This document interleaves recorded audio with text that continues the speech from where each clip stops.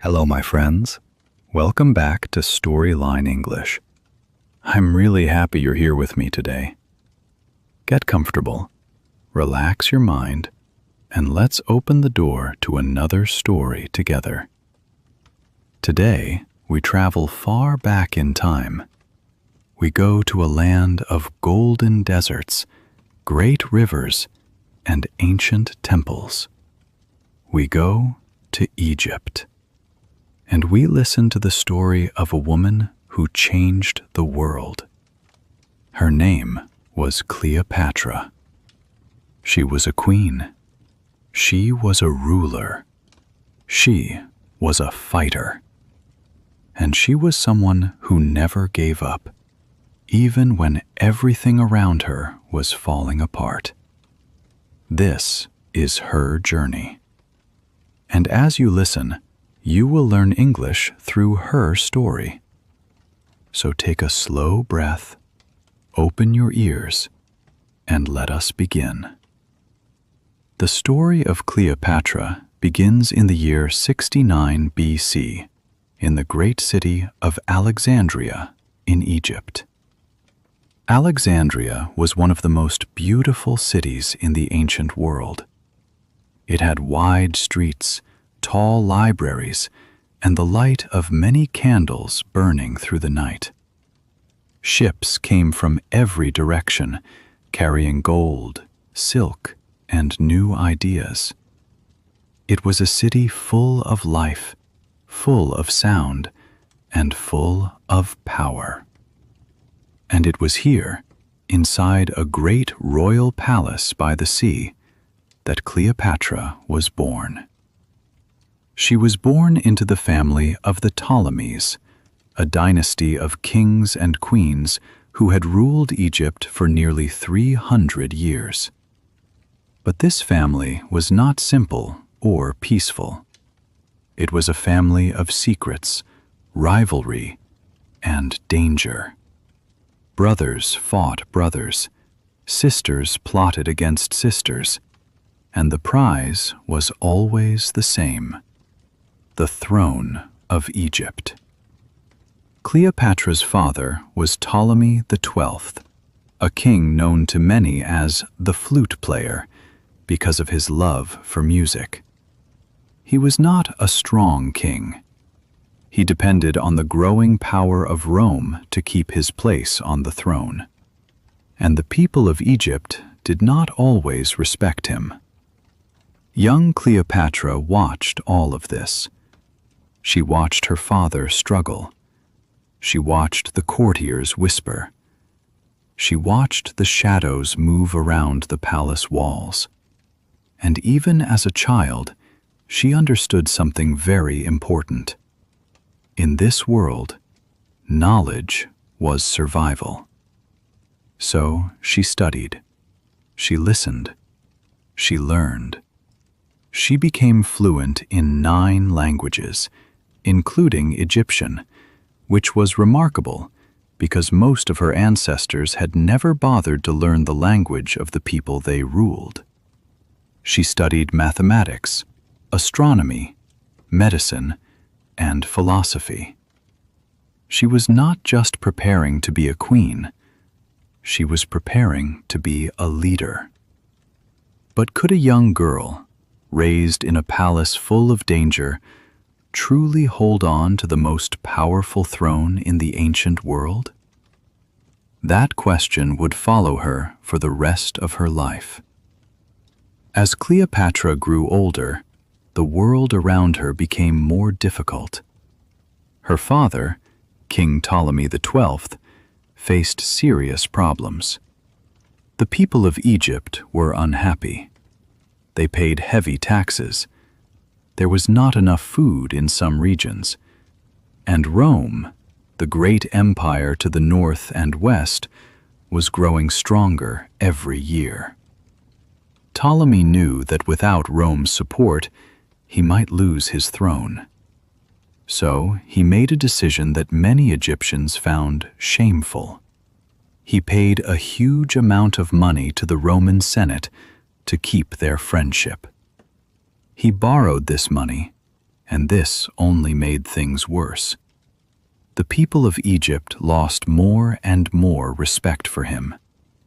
There were riots in the streets of Alexandria. Ptolemy was even forced to leave Egypt for a time, going to Rome to ask for help. While he was gone, one of his daughters, Berenice, took the throne. When Ptolemy returned with Roman soldiers, he took back his power, and Berenice was executed. Cleopatra watched this. She was perhaps 12 or 13 years old. She saw how quickly power could change hands. She saw how cruelty could be part of ruling, and she understood that loyalty was a rare and precious thing. But she also saw something else. She saw that her father, even with all his problems, fought to return. He did not simply give up. He made alliances. He used every tool available. And she stored that lesson deep inside her mind. When Ptolemy XII died in 51 BC, Cleopatra was 18 years old. According to the tradition of their family, she was to rule together with her younger brother, Ptolemy XIII, who was only 10 years old. They were even married, as was the custom of their royal family, although this marriage was purely political. She was now a queen. But her brother's powerful advisors had other plans. They wanted to remove Cleopatra and rule Egypt themselves through the young boy. The struggle for the throne was about to begin. From the first days of her reign, Cleopatra faced opposition. The men around her young brother, Ptolemy XIII, worked against her. They whispered to the boy king that his sister was dangerous. They told him she wanted all the power for herself. Slowly, they pushed her out. Within 3 years of her father's death, Cleopatra was removed from the throne. She was forced to leave Egypt altogether. She went east to the border region between Egypt and the land that is now called Syria. She was not a queen in a golden palace anymore. She was a leader in a camp, surrounded by a small army of loyal soldiers and supporters. Many people in this situation would feel hopeless, but Cleopatra was not ready to stop. She began to gather more soldiers. She used her skills, her charm, and her sharp intelligence to win people to her side. She sent messages. She made promises. She planned. And she waited for the right moment to return. That moment came in the year 48 BC, when something extraordinary happened far away from Egypt. 2 of Rome's greatest generals, Julius Caesar and Pompey, were fighting a civil war for control of Rome. Pompey was defeated and fled east. He came to Egypt hoping for help, but the advisors around young Ptolemy XIII made a fatal mistake. They killed Pompey and presented his head to Caesar as a gift, thinking this would please the great Roman general. It did not please him. It horrified him. Caesar arrived in Alexandria with his soldiers, angry and disappointed. And suddenly, Egypt was at the center of the most powerful man in the world's attention. Cleopatra understood immediately what this meant. This was her moment. This was her chance. The discovery of this opportunity changed everything. But getting to Caesar was not simple. Her enemies controlled the palace. She was not allowed to enter Alexandria. So she thought of something bold, something completely unexpected. The story of how Cleopatra reached Julius Caesar is one of the most famous moments in ancient history. She could not enter the royal palace in Alexandria safely. Her brother's soldiers would arrest her immediately. So she made a daring plan. According to the ancient writer Plutarch, she had herself wrapped inside a large cloth sack, or possibly a rolled carpet, and was carried through the city gates by a trusted servant named Apollodorus. He brought the bundle directly to Caesar's private rooms in the palace, and there, before the most powerful man in the Roman world, Cleopatra appeared. What happened next surprised everyone. Caesar was not just impressed by her courage, he was deeply moved by her intelligence, her knowledge, and her ability to speak and argue with great clarity and skill. She spoke to him in Latin, his own language. She told him her story. She explained the injustice done to her.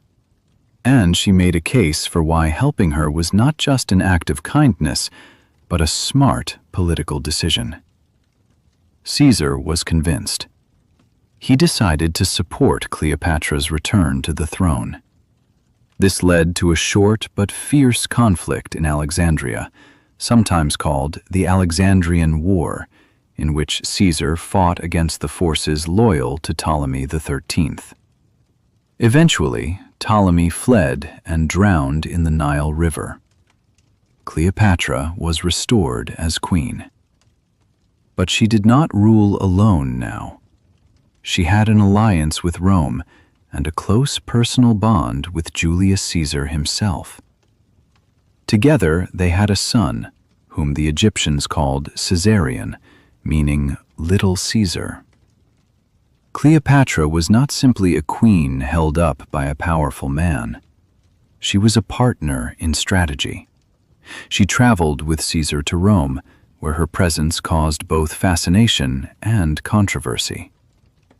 For Cleopatra, every relationship was also a chess move in the great game of keeping Egypt independent and strong.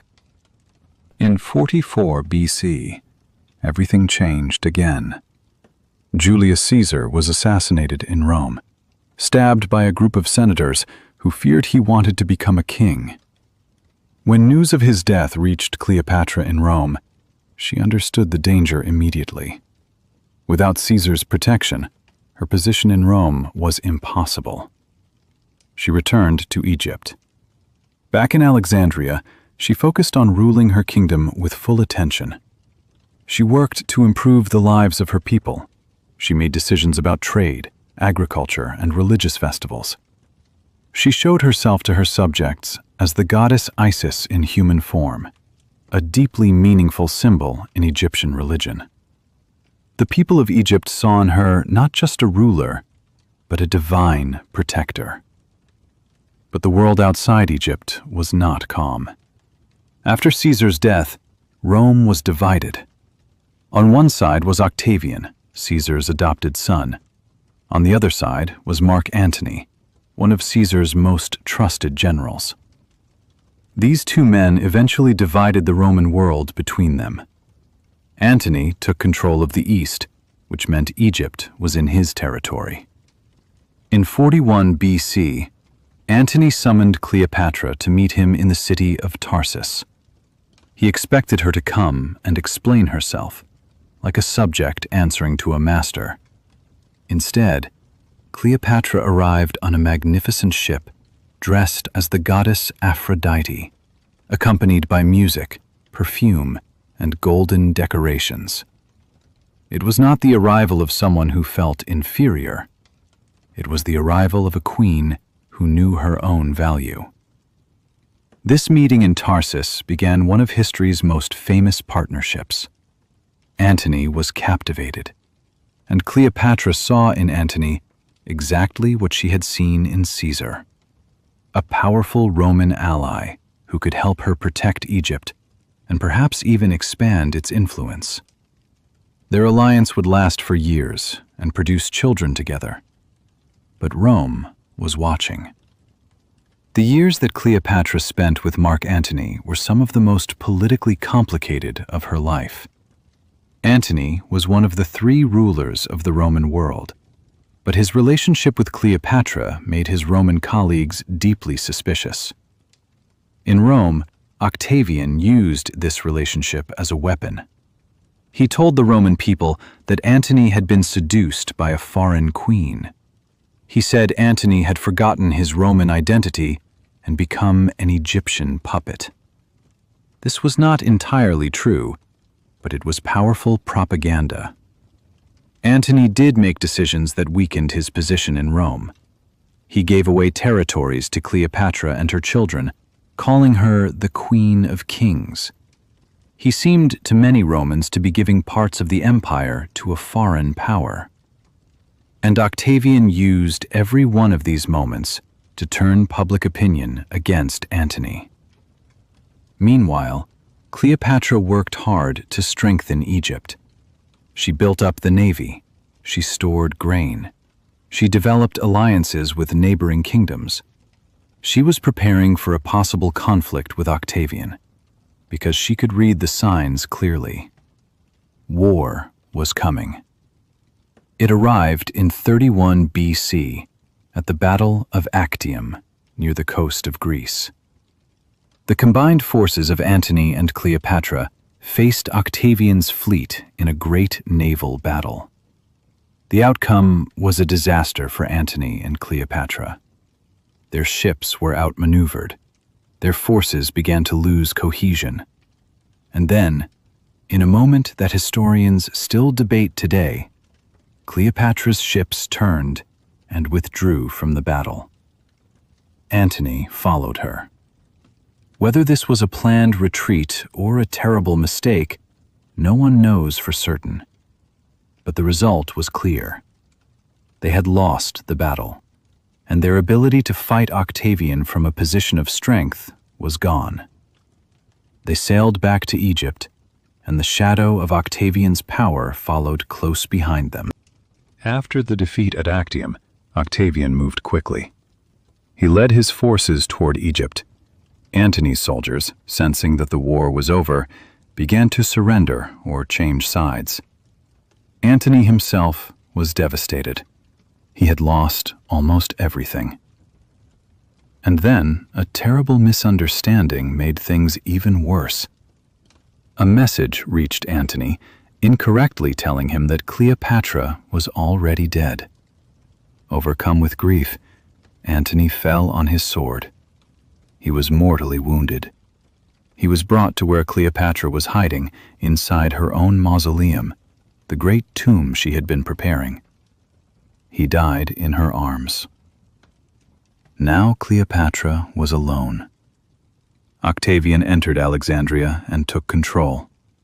He allowed Cleopatra to remain alive for a time because he wanted to bring her back to Rome as a trophy of his victory. He imagined the spectacle of the famous Egyptian queen walking in chains through the streets of Rome. Cleopatra understood this completely. She had seen it happen to others. She was not going to allow it to happen to her. She sent a message to Octavian, asking to be allowed to perform burial rites for Antony. Her request was granted. And then, on August 12th, in the year 30 BC, Cleopatra ended her own life. She was 39 years old. The ancient sources say she used the bite of an asp, a small Egyptian cobra, a symbol of royal power and divine protection in Egyptian culture. Whether this is exactly true, we cannot know for certain. But what we do know is this: Cleopatra chose her own ending. She refused to be a prisoner. She refused to be humiliated. In her final act, she was fully and completely herself, a queen, a ruler, and a woman of extraordinary will. With the death of Cleopatra, the age of the pharaohs came to an end. Egypt became a province of Rome. The dynasty of the Ptolemies, which had lasted nearly 300 years, was finished. Octavian, who later called himself Augustus Caesar, became the first emperor of Rome. He had won. But history remembers Cleopatra, not him, with a kind of wonder and deep respect. Why?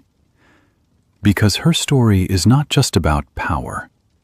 It is about intelligence, courage, and the deep human desire to remain free.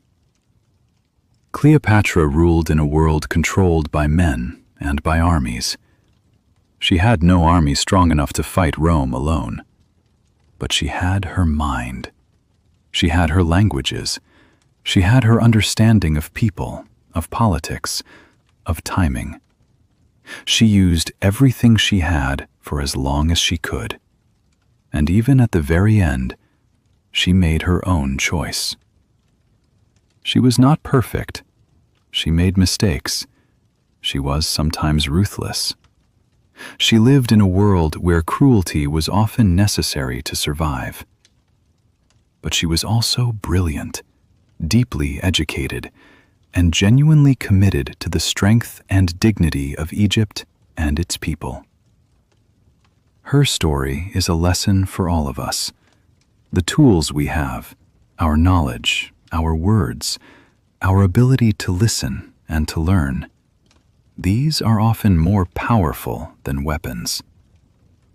And now, my friend, I want to speak to you directly for a moment. You just listened to this entire story in English. You understood it. You followed Cleopatra's journey from a young princess in a dangerous palace all the way to the last queen of Egypt. That is not a small thing. That is real progress.